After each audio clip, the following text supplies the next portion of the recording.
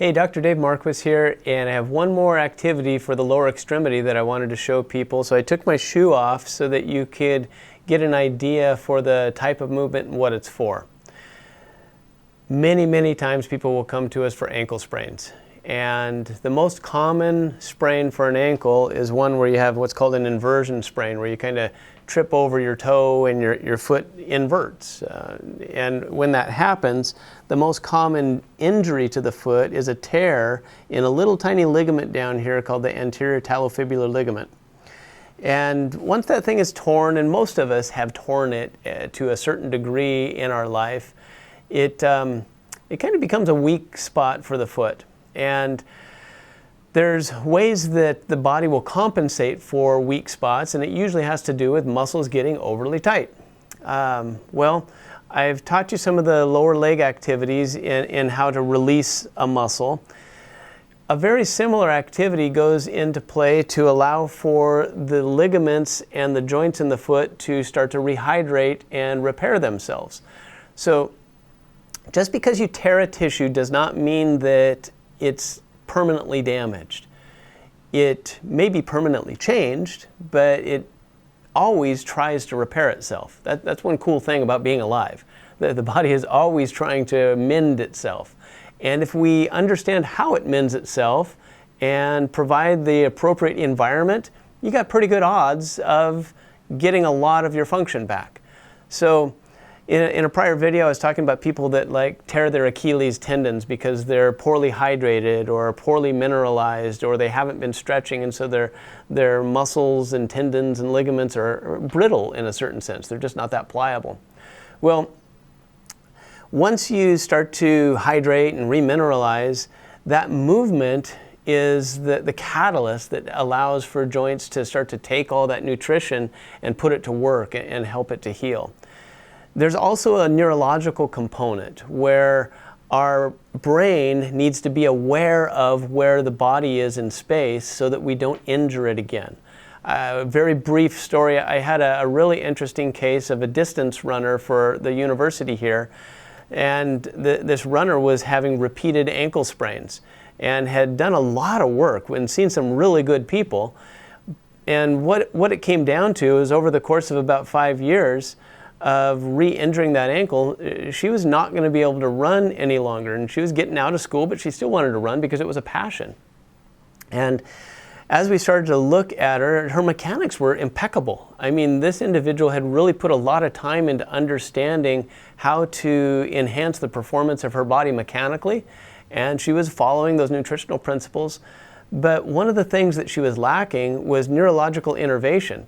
And every step that she took, she actually had a poor recognition of where the foot was landing. Now that might sound kind of bizarre, but I'm going to go just a little bit deeper. On our brain, we have this region called our parietal map. And on the parietal map, we literally have mapped out every inch of our body. And right here midline, you have a map of your feet and ankles on that parietal map. And this girl's parietal map on one side of her body was tracking about 2 inches off relative to the left side of the body. And we found this out through doing some neurological testing. She was able to correct her gait dysfunction through retraining the brain and the foot together so that she would recognize where that foot was landing.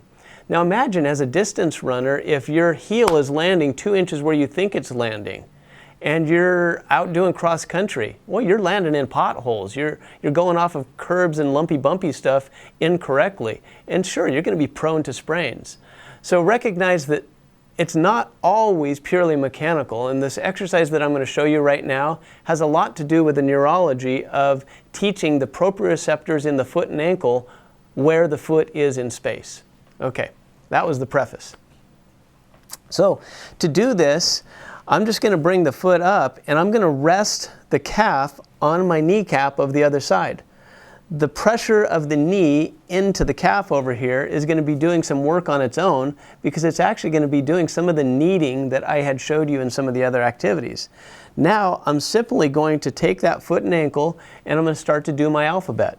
So I'm going to do an A, a B, a C, a D, an E, an F, and so forth. So you can roll the ankle in the alphabet. So if you're trying to do the ABCs with your foot and ankle, that's what it looks like. It's not rocket science. You just got to do it and get all the way down to Z. By doing that, you've not only softened up the tension in these muscles in the back of the leg because the patella has been massaging it while you're doing your ABCs, but each of the joints in the foot have now had a chance to move in a really unique range, and the brain actually is starting to pick that up. You can also do just circular rotations, both directions, and you can bring the foot up and do some kneading of that foot afterwards, some acupressure into those tissues. And if you find any particular spot that's tender, I can almost guarantee you that if you walk up the leg, you're going to find a correlating trigger point. And that's when you want to go back to those other exercises that I was talking about and release that. If you do these things relative to foot and ankle tension, you're going to find that your ability to walk, your sensory perception, and your awareness of where you are in space is all going to improve, and your propensity towards ankle sprains is going to reduce. Have fun with that one.